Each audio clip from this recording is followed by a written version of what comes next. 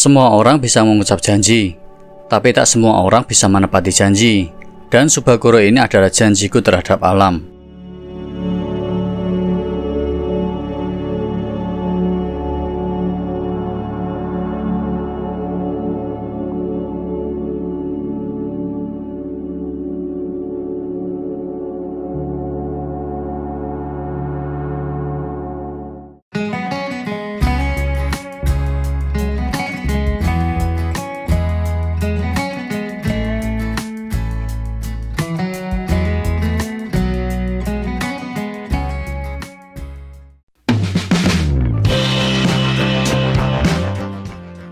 Mari kita kembali mengumpulkan semangat untuk kembali berangkat dengan doa penuh hikmat yang kita tundukkan agar semua selamat.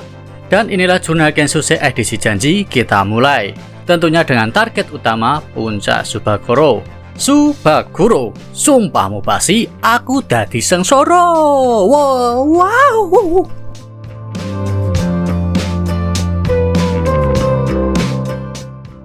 Dan setelah membekali perut dengan sahur mantap, kita pun mulai kembali berjalan. Dan untuk perjalanan malam ini, kita sudah full satu tim dengan rombongan 9 orang. Udara pagi ini sangatlah damai, jadi semangat menyongsong sang fajar pun kembali tersemai. Perjalanan malam kita mulai dari jam 2.30. Saya tahu betul, perjalanan malam dengan beban carry di badan itu sangatlah menyiksa. Di sisi lain, kita susah menghirup udara dengan bebas, karena rimba akan mengambil haknya. Atau bisa dibilang O2 susah kita dapat saat malam di bawah pepohonan. Jadi efeknya kita akan mudah capek. Dengan dampak utama pasti akan banyak ambil sela untuk istirahat.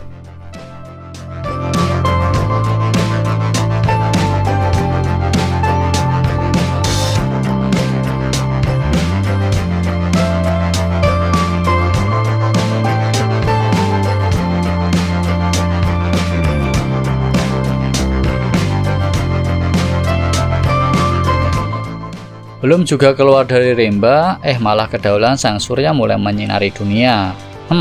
Dari kejauhan sudah nampak semerbak jingga indah dengan isinya. Saya kira dari pos 3 menuju pos Semangka sudah dekat. Tak taunya lumayan jauh juga. Sejauh jodohnya si Dedi yang kini entah apa kabarnya. Karena konon kabarnya setelah turun dari gunung, hubungan percintaan dia juga telah usai. Galau sih pasti, tapi menurut saya percuma jomblo. Karena itu bocah tipe orang yang nyebelin. Pacaran nyebelin apalagi jomblo. Tambah nyebelin. Tapi setidaknya teman jomblo gua nambah seekor.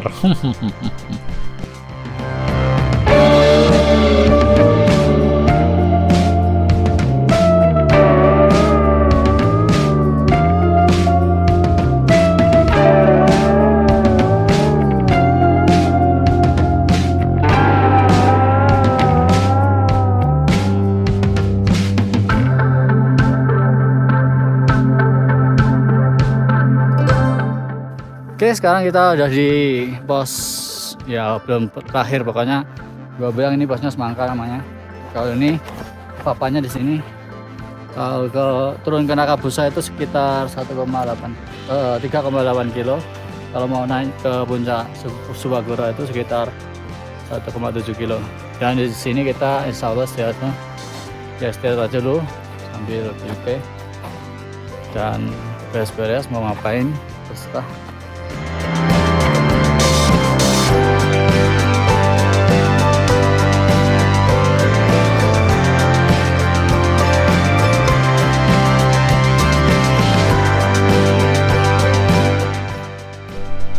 Di sebuah pendakian yang benar akan memberikan kenyamanan tersendiri dalam menjalaninya. Begitu pula langkah kaki. Langkah kaki yang benar akan memberimu kenyamanan untuk menjalani perjalanan panjangmu. Jadi, terus seperti apa perjalanan yang benar itu? Dari sudut pandang saya, sebuah perjalanan yang benar ketika kamu tak terbebani oleh pendakianmu. Mengatur ritme jalanmu, memberikan istirahat yang sesuai dari estimasi pendakianmu, dan yang terpenting dalam pendakian itu bukan siapa yang paling cepat, melainkan siapa yang melakukannya dengan tepat. Misalkan, ketika kamu melakukan perjalanan 30 menit, diusahakan memberikan tubuhmu istirahat 5 menit. Bukan melakukan perjalanan cepat dengan 10 menit, lalu istirahatnya 20 menit. Itu tidak efektif, hanya akan membuang tenaga, dan pasti berujung cepat capek. Apalagi dilakukan dalam sebuah tim kamu akan hancur. Dan biasanya adanya orang hilang dalam pendakian itu salah satunya penyebabnya seperti ini.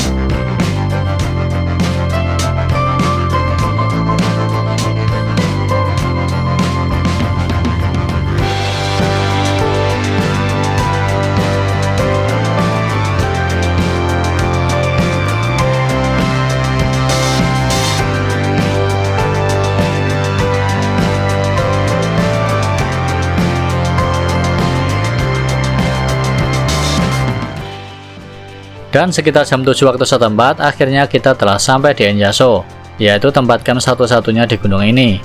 Setelah melakukan registrasi ulang, kemudian kita langsung memasang tenda.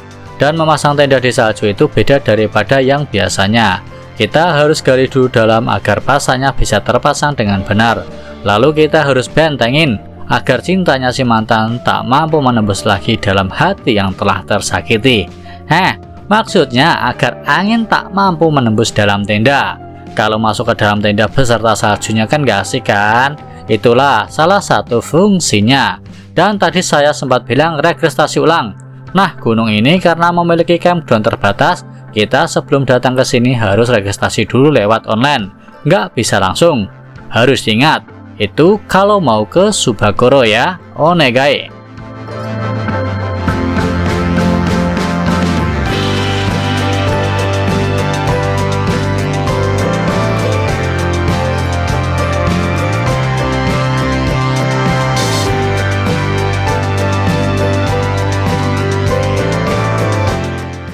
Ini sekarang udah kita di Enjaso. Tepatnya kita sampai di sini tadi sekitar jam 8-an. Tapi kita udah istirahat, udah di tenda dari sekarang udah siang. Dan nanti rencananya kita mau ke Subagoro sekitar jam 3 lah. Pokoknya tetap standby di video saya. Jangan ragu untuk bertanya di sini. Kalau ada tanya, silakan di kolom komentar. Terima kasih.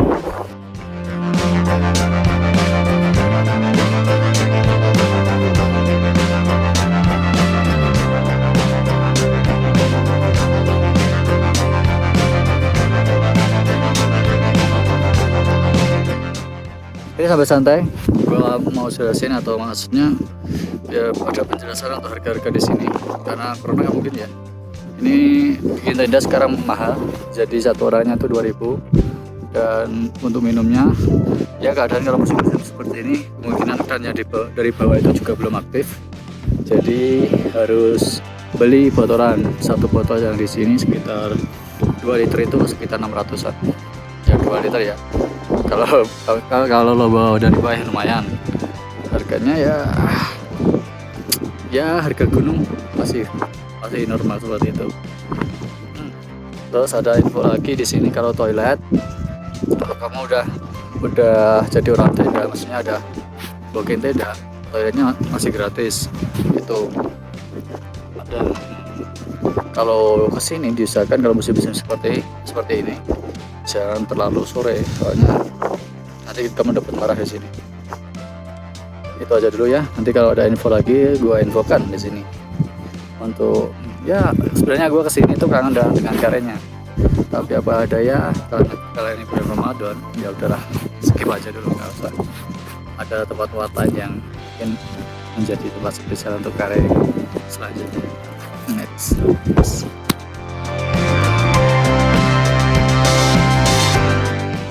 Di pendakian kali ini kita lumayan banyak waktu luang untuk bersantai karena salah satu puncak yaitu Otenso Batara untuk kita datangi. Sebenarnya kalau dipikir-pikir kita sampai di Enjaso jam 7 pagi, sedangkan keinginan summit ke Subagoronya jam 3 sore. Itu masih banyak waktu untuk gerak. Bahkan kalau dalam kisah Roro Jonggrang pun mungkin 500 candi masih dapat dibangun. Tapi entah, setelah tenda dibangun rasa mager sangat terasa. Apalagi kalau dua kepala yaitu saya dan Dedi sudah tidak ada keinginan ke sana, pasti dapat dipastikan tidak ada pergerakan. Kita menghabiskan siang dengan tidur, ngobrol, dan sedikit permainan kejujuran yang dibuat oleh Mbak Sena. Dan dengan permainan ini saya sedikit tahu kisah kawan-kawan baru saya. Ngobrol santai diiringi candaan menjadi momen untuk menghabiskan siang ini.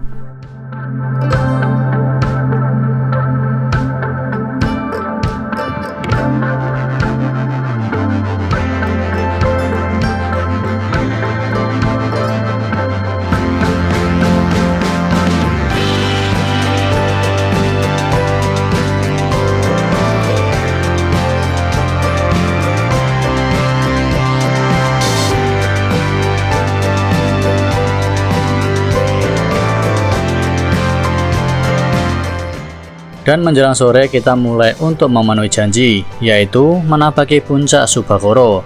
Dari area camp sampai puncak kira-kira memakan waktu 1 jam. Cuaca cerah ditemani gempuran angin sangat begitu terasa.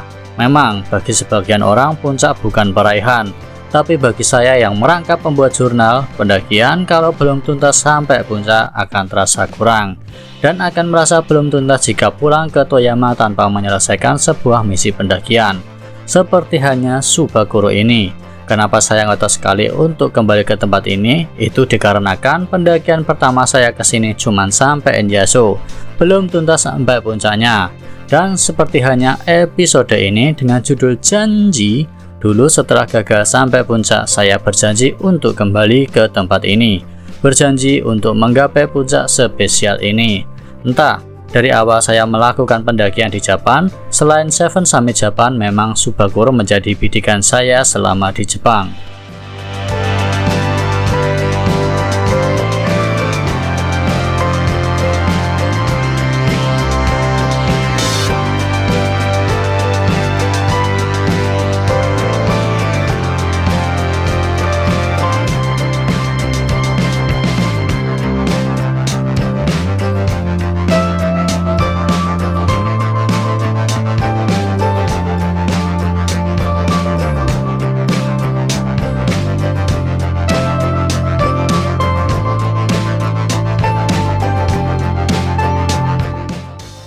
Kembali lagi kepada ambisi sebuah puncak. Puncak adalah target yang harus dibidik tajam, disasar dengan penuh perhitungan, dan atas bagaimana untuk meraihnya. Tentunya harus penuh dengan perkiraan dan persiapan yang matang. Omong kosong kalau ingin menggapai puncak tanpa sebuah strategi, karena gunung tak selamanya indah. Hujan, badai, dan masalah lainnya tentang kegiatan outdoor selalu menjadi penghalang seorang pendaki, serta fisik yang harus benar-benar dipersiapkan sebelum pendakian. Karena itu juga faktor sebuah kegagalan, dan sebuah kegagalan sebenarnya bisa diantisipasi dari sebelum pendakian. Salah satunya latihan fisik. Fisik yang kuat dan diselimuti mental yang hebat akan membentuk sebuah kesuksesan pendakian.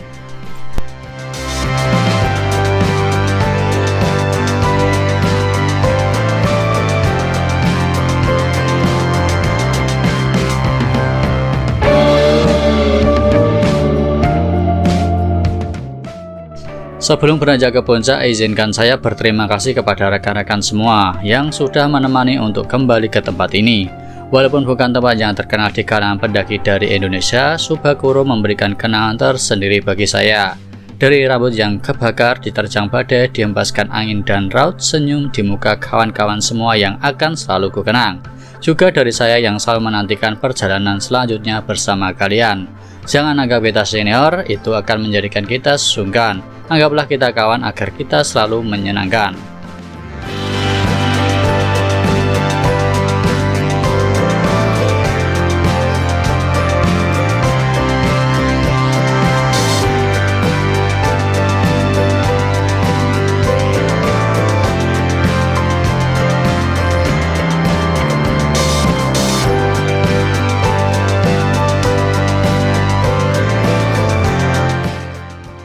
Alhamdulillah kita sudah sampai ke puncak Subakoro yang ketinggian 2763. Alhamdulillah kita di sini semua dengan selamat.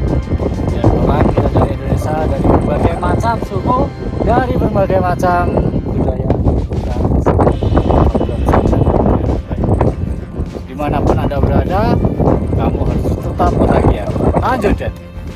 4 Mei 2021. Berdirinya 9 pendaki Indonesia di puncak tertinggi Subakoro 2763 mdpl. Luar negeri, luar biasa. Dan tak terasa puncak Subakoro dengan ketinggian 2763 meter di atas permukaan laut telah selesai kita gapai. Ada rasa haru tersendiri karena telah merampungkan janji dan rasa bersalah kepada teman yang tidak menyelesaikan misi ini. Dan semoga Tri Irwanto, Ilyas, dan Fauzi akan menyusul ke tempat yang indah ini lain waktu. Doaku untukmu. Kemudian setelah euforia berfoto dan bersandar, kita harus kembali ke tempat camp karena ada sore yang mengharuskan kita untuk menyiapkan buka puasa lagi. Terima kasih.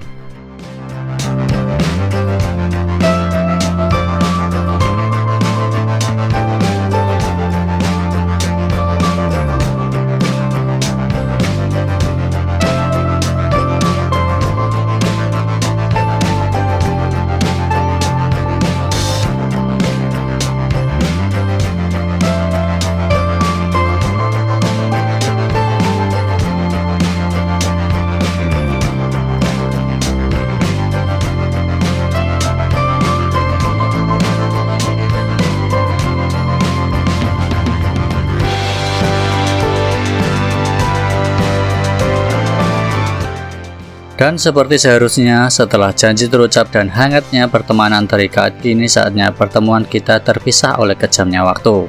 Pada akhirnya, temu dalam balutan rindu adalah hal yang penuh bahagia. Jadi dari itu kita bisa menghargai temu, karena setelah ada temu akan ada pisah yang sudah siap menunggu. Maka dari itu, sisipkanlah kisah yang nanti akan kita ceritakan saat nanti kita kembali bertemu. Aku tahu, rindu itu berat. Jadi saat nanti kembali bertemu, tumpahkanlah isi hatimu, leburkanlah rasa rindumu, dan tertawalah bersamaku. Di setiap pertemuan adalah harga yang tak terbayarkan oleh apapun. Banyaknya nominal di kantongmu tak dapat membeli temu jika waktu tak bersahabat denganmu. Maka hargailah pertemuan, jabalah rindu dengan tanganmu, berikanlah senyum hangatmu agar terpatri di hatiku. Seperti normalnya waktu, pertemuan akan ada batasannya. Kita akan kembali terpisah oleh jarak dan juga waktu. Jadi sebelum waktu itu tiba, rayakan dan tutup lubang rindu di hatimu. Sebelum kalimat selamat tinggal benar-benar tak lagi bisa selamat, karena tak ada yang lagi bisa tinggal. Dan akhir kata dari saya, See you next time, stay and share wasure. Jangan lupa bahagia. Osokare.